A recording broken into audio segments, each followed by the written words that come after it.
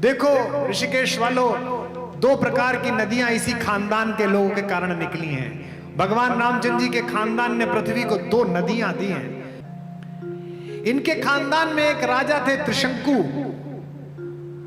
उन्होंने अपने गुरु वशिष्ठ से कहा कि मैं शरीर सहित स्वर्ग जाना चाहता हूं। राजाओं को अक्सर अहंकार हो जाता है कि उनका शरीर स्वर्ग के योग्य है। यह सदा होता रहा है, हो जाता है। उनको लगता है कि जो पंच तत्व का शरीर है ये बिल्कुल स्वर्गिक है। तो त्रिशंकु को लग गया कि मैं स्वर्ग जा सकता हूं। क्षमता का अहंकार बड़ी बुरी चीज है। क्षमता का अहंकार था। उसने अपने गुरु वशिष्ठ से कहा कि मुझे इस शरीर से ही स्वर्ग भेज दीजिए। वशिष्ठ ने कहा, राजन आप पृथ्वी के राजा हैं, 3 लोगों के नहीं है। 3 लोगों का तो कोई और है, वो आपके खानदान में पैदा होगा, चिंता मत करिए। वो भी शरीर छोड़ के जाएगा सरयू नदी में, वो भी शरीर के साथ नहीं जाएगा। लेकिन अहंकार अक्सर गुरुओं की बात नहीं मानता। ये भी हमने भोग के देखा है। त्रिशंकु ने नहीं मानी। उसने कहा मेरी इच्छा तो ठीक है, ये गुरु खराब है।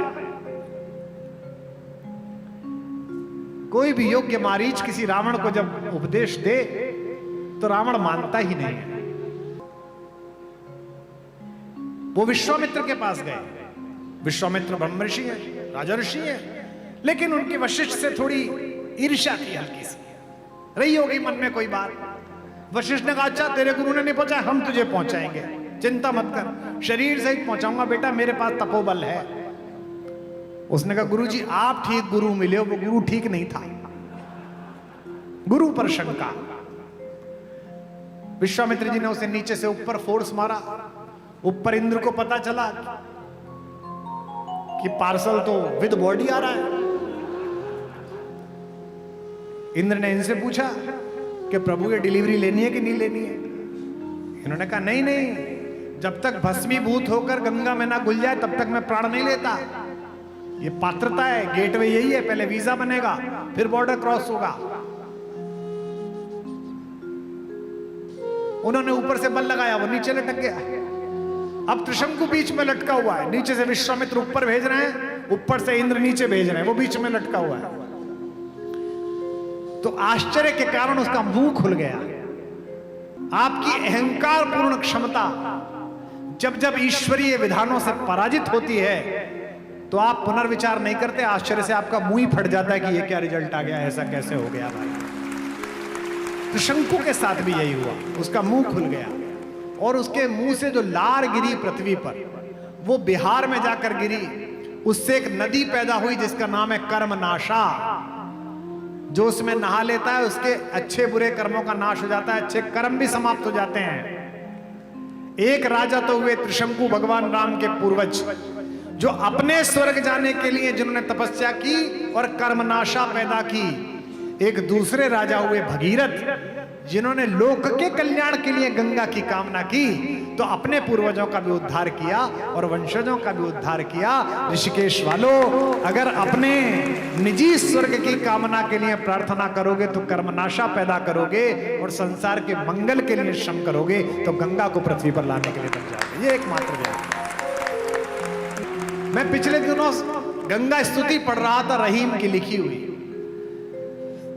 आपने गंगा स्तुति सुनी आद्य शंकराचार्य की। आप गंगावतरण पढ़िए जगन्नाथ प्रसाद रत्नाकर का। मैंने भी गंगा पर कुछ लिखा है, मैं सुना दूंगा। लेकिन एक 5 वक्त के नमाजी मुसलमान अब्दुल रहीम खान खाना ने गंगा पे एक श्लोक लिखा। उससे ही सिद्ध होता है कि कहते कुछ भी रहो, आपकी मान्यताएं अलग हो सकती हैं, लेकिन डीएनए भारत है, डीएनए पुरखों का है, राम का है, कृष्ण का है, गंगा का है। श्लोक सुना रहा हूं आपको।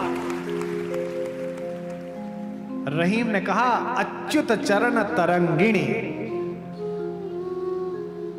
विष्णु के श्री चरणों में तरंग के रूप में रहने वाली, शशि शेखर मौल मालेती माले, और जिनके शीर्ष पर शशि अर्थात चंद्रमा विराजमान है, उनकी मौली में मालती माला के समान लिपटी हुई। यहां तक तो ठीक है, अच्छी बात है। अच्युत चरण तरंगिणी, शशि शेखर मौल मालती माले। अगली पंक्ति पर सिद्ध होता है कि रहीम चाहे किसी भी ईमान में, किसी भी दीन में, मजहब में ईमान ले आता हो, वो रहेगा हिंदुस्तानी ही। रहीम कहते हैं मम तन वितरण समय, जब मेरे शरीर का भस्म बनाकर तू वितरण करे तो मुझे विष्णु का लोक मत देना है ईश्वर, मुझे शंकर का लोक देना। हरता दे या न में हरिता। सब कहते हैं विष्णु मुझे अपने चरणों में ले लो, हे राम मुझे नहीं। रहीम कहते हैं हे शंकर जी मुझे अपने लोक में रखना, क्योंकि मैं माता गंगा को चरणों में नहीं अपने सिर में रखना चाहता हूं आपके। क्या अद्भुत श्लोक याद आया। मम तन वितरण समय हरता दे न में हरिता। जो वैरागी को भी प्रिय है वो गंगा है। विरागियों को बहुधा कुछ बात प्रिय नहीं होती है, लेकिन जो विरागियों को प्रिय हो वो गंगा है। भगवान शंकर के लिए गंगा आकर्षण की कहानी है। और रहीम ने गंगा पर लिखा है, रसखान ने गंगा पर लिखा है। रसखान तो यहां हरिद्वार ऋषिकेश आए, महीनों महीना यहां रहे गर्मियों के जाड़ों के दिन में। और कौन रसखान? सैयद इब्राहिम पठान रसखान। उसने कहा मैंने वेद की औषधि नहीं खाई और ना ही मैंने कोई संयम किया। खूब गोलगप्पे खाए, खूब पकोड़े खाए, खूब तेल खाया, और उसके बाद क्या किया? गंगा का जलपान किया और सब पच गया। और कहते हैं कि हे सुधामयी भागीरथी, कुछ भी अपथ्य खा लूं तो भी पथ्य हो जाता है तुझे पीने से, क्यों? अंतिम पंक्ति में बताऊंगा क्यों। कि वैद की औषध खाई कछु न करे, बहु संजम री सुनिमो से। बहु संजम री सुनिमो से करे, बहु संजम री सुनिमो से। वैद की औषधि, वैद की औषधि खाई कछु न करे, बहु संजम री सुनिमो से। बहु संजम री सुनिमो से करे, बहु संजम री सुनिमो से। तो जलपान कियो रस खान, जलपान तो जलपान कियो रस खान, सजीवन जान लियो रस तो से। सजीवन जान लियो रस तो से, सजीवन जान लियो रस तो से। तेरी सुधामयी भागीरथी, तेरी सुधामयी भागीरथी, नित अत्यप भद्य बने तो ही को से। भद्य अपद्य बने तो ही को से, भद्य अपद्य बने तो ही को से। आंख धतूरो चबात फिरे, आंख धतूरो चबात फिरे, विष खात फिरे शिव तेरे भरोसे। शिव तेरे भरोसे, विष खात फिरे शिव तेरे भरोसे, विष खात फिरे शिव तेरे भरोसे, विष खात फिरे शिव तेरे भरोसे। रसखान कहता है आग धतूरा और जहर खा लेता है शंकर, क्यों? क्योंकि माता गंगा उसे पता है कुछ भी खा ले उसके बाद तेरा एक लोटा पानी पी लेगा तो सब ठीक हो जाएगा। आंख धतूरो चबात फिरे, विष खात फिरे शिव तेरे भरोसे। शिव तेरे भरोसे, विष खात फिरे शिव तेरे भरोसे, विष खात फिरे शिव तेरे भरोसे, विष खात फिरे शिव तेरे भरोसे। देखो कलयुग है, यहां विश्वास करना कठिन है। यहां दो ही चीजों की दिक्कत है, श्रद्धा और विश्वास की। भरोसा नहीं होता है कलयुग में, और हम अपनी इच्छाओं के अनुसार भगवानों की और अपनी आध्यात्मिक चेतनाओं की व्याख्या करने लगते हैं। गंगा के किनारे एक कवि सम्मेलन होता है महाकवि सेनापति की स्मृति में।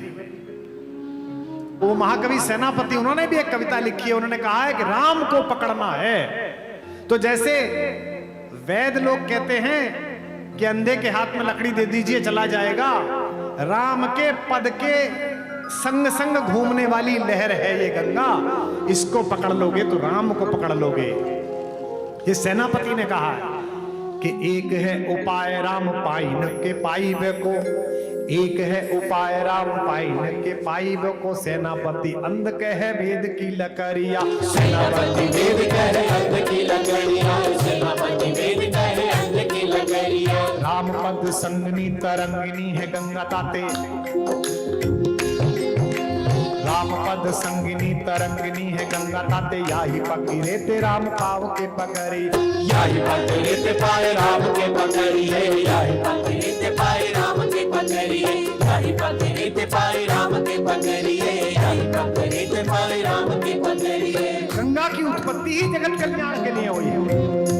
इन्हीं भगवान राम जिनकी मैं कहानी सुना रहा हूं, जिन पर मैं अपनी निजी जो भी थोड़ी बहुत मेरे पास व्याख्या है वो प्रस्तुत कर रहा हूं, इन्हीं भगवान राम के एक पूर्वज थे महाराज सगर। उनके 60,000 पुत्र कपिल मुनि के आश्रम में उनके कोप के कारण ध्वस्त हो गए। अभी जो ज्ञानी है ना, ज्ञानी, इनकी समस्या क्या है, ये किसी कहानी में आध्यात्मिक चर्चा या सत्संग या सुख नहीं पाते, प्रश्न करते हैं। मेरे को बहुत मिल जाते हैं, तो जहाज में मिल जाते हैं, भाई साहब एक बात पूछनी थी। मैंने कहा पूछो। वो रामचंद्र जी ने जो खड़ाऊ दी थी भरत जी को, वो कैसे दे दी? वो तो नंगे पैर गए थे। अब इसे बताओ कि लिबर्टी के कौन से शोरूम से मंगाई थी? उसको कोई राम की कहानी में मतलब नहीं है, उसे कोई जिज्ञासा ऐसी व्यक्त करनी है इसमें कहानी में शंका हो। फिर उसे वाल्मीकि रामायण से एक श्लोक सुनाया कि कैसे भरत के सेवक लेकर आए थे खड़ाऊ। तो मुझसे कोई पूछ रहा था, भाई साहब आप व्याख्या करते हो, एक राजा के 60,000 बच्चे कैसे हो गए? इतने तो दिन नहीं उसके जीवन के।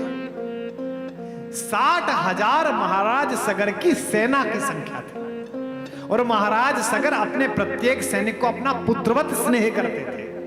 कैसा राजा रहा होगा? नेपोलियन दुनिया का सबसे बड़ा योद्धा है, उसकी 24,000 लोगों की सेना थी। उसके बारे में भ्रांति चलती है, किंवदंती चलती है, कहानी चलती है कि उसे प्रत्येक सैनिक का नाम और उसका गांव पता था, वो नाम से बोलता था। एक बार इस सैनिक ने परीक्षा लेने के लिए उसने पूछा कि कैसे हो विलियम? विलियम ने कहा बहुत अच्छा। कहां रहते हो? तो उसने गांव दूसरा बता दिया। तो तुरंत नेपोलियन ने कहा कि पहले तो तुम उस गांव में रहा करते थे। 60,000 पुत्र यानी कि 60,000 सैनिक। राम के तो 2 ही पुत्र थे। भगवान राम ने बड़ी मर्यादाएं तय की हैं, 1 पत्नी व्रत, 2 पुत्र। कपिल मुनि के आश्रम में राजा सगर के अश्वमेध यज्ञ के घोड़े ने प्रवेश किया। आश्रम की सुंदरता, हरियाली और जल को देखकर घोड़ा वहां रुक गया। कपिल मुनि ने नहीं बांधा था, लेकिन कपिल मुनि के उस आश्रम में जब घोड़े को ढूंढने के लिए सगर के सैनिकों ने प्रवेश किया तो उनमें अहंकार आ गया। मेरी बातों को तात्कालिक व्याख्या के हिसाब से सुना करो। राजा से ज्यादा अहंकार राजा के सैनिकों को होता है, आपने देखा भी होगा। और उस अहंकार का पराभव भी होता रहता है, वो नीचे ऊपर भी आता रहता है। ये होता रहना चाहिए। उनको अहंकार था कि राजा के सैनिक है। उन्होंने बिना ये जाने कि घोड़ा स्वेच्छा से आया है कि ऋषि ने बांधा है, कपिल मुनि के बारे में अपशब्द बोलने प्रारंभ किया कि तू चोर है, ऐसे बैठ गया है, बनता है अपने आप को ऋषि। कपिल मुनि तपस्या में थे, तपस्या भंग हुई, क्रोध आया तो उन्होंने क्रोध से उन्हें भस्म कर दिया। जब उनको ढूंढते ढूंढते लोग पहुंचे तो पता चला कि 60,000 सैनिक भस्मीभूत हो गए। अब 60,000 शव पृथ्वी पर पड़े हुए, सोचिए कितना प्रदूषण होगा। ऐसे में उन्हीं के वंशज महाराज भगीरथ ने गंगोत्री से ठीक पहले हर्षिल एक जगह है, आप गए होंगे, हरिशिला, वहां बैठकर प्रार्थना की। भगवान श्री विष्णु के कमंडल से त्रिपतका नीचे की तरफ आई। अब ये तो तय हुआ कि आ जाएंगी, लेकिन ये ठहरेंगी कहां? कौन इन्हें अपने चरणों में, अपने आचरणों में धारण करे? तो फिर भगवान महेश से, शंकर से प्रार्थना की। शंकर ने अपनी जटाओं में उन्हें धारण किया। ये कहानी आपने सुनी। और तब यहां जब शिवालिक के रूप में बैठे हुए, शिवालिक क्या है? शिव की अलकें, शिव की जटा की अलकें। शिव ने अपनी जटा झटकाई और सबसे पहले वो झटकने के बाद पृथ्वी पर पहली बार धारा के रूप में जहां आई, उस नगरी का नाम ऋषिकेश है। यहां पर सबसे पहली बार, जहां मैं और तुम बैठे हुए। ये कहानी किसकी है? ये कहानी है गंगा की। यानी कि विष्णु जी के चरणों से निकली शंकर जी के मानस में उनकी जटाओं में आई और पृथ्वी पर निकली। अब गंगा जी को इससे मिलाइएगा। ये कहां थी? ये विष्णु के आचरणों से निकली।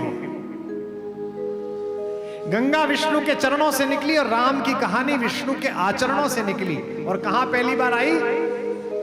भगवान शंकर के मानस में आई और उन्होंने पार्वती जी को सुनाई। तो ध्यान रखना, राम कथा भी गंगा है और गंगा तो गंगा है, इसीलिए दोनों समान है। इसीलिए गोस्वामी तुलसीदास जी ने राम के चरणों को सुखदाई बताते हुए कहा था कि इन्हीं चरणों से प्राकट्य हुआ है गंगा जी का। भज मन राम चरण सुखदाई, भज मन राम चरण सुखदाई, भज मन राम चरण सुखदाई, भज मन राम चरण सुखदाई, भज मन राम चरण सुखदाई, भज मन राम चरण सुखदाई, भज मन राम चरण सुखदाई। जिन चरणन से विकसी सुर सरी, जिन चरणन से विकसी सुर सरी, शंकर जटा समाई, हो शंकर जटा समाई, जटा शंकरी नाम पर्यो है, जटा शंकरी नाम पयो है, त्रिभुवन तारन आई। भज मन राम पीछे ना। सुखदाई, भज मन राम चरण सुखदाई, भज मन राम चरण सुखदाई, भज मन राम चरण सुखदाई, भज मन राम चरण सुखदाई, भज मन राम चरण सुखदाई, भज मन राम चरण सुखदाई। जिन चरणन की चरण पादुका, जिन चरणन की चरण पादुका, भरत रहो लवलाई, भरत रहो लमलाई, सोई चरण के बट धोइली ने, सो चरणन के वट धोइली ने, तब हरि नाम चढ़ाई। भज मन राम चरण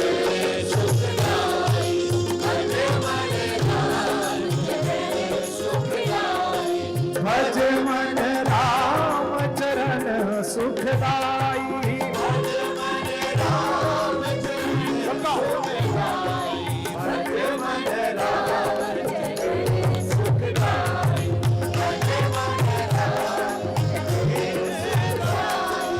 भज मन राम चरण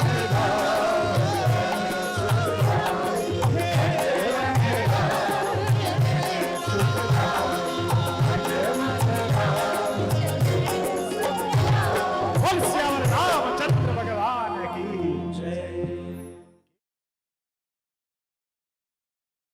जमाने में सहारे हैं सभी बस जिंदगी भर के, ज़माने में सहारे हैं सभी बस जिंदगी भर के, जमाने में सहारे हैं सभी बस जिंदगी भर के, ज़माने में सहारे हैं सभी बस जिंदगी भर के, मगर ये जिंदगी के आखिरी पल का सहारा है, ये गंगा का किनारा है, ये गंगा का किनारा है, ये गंगा का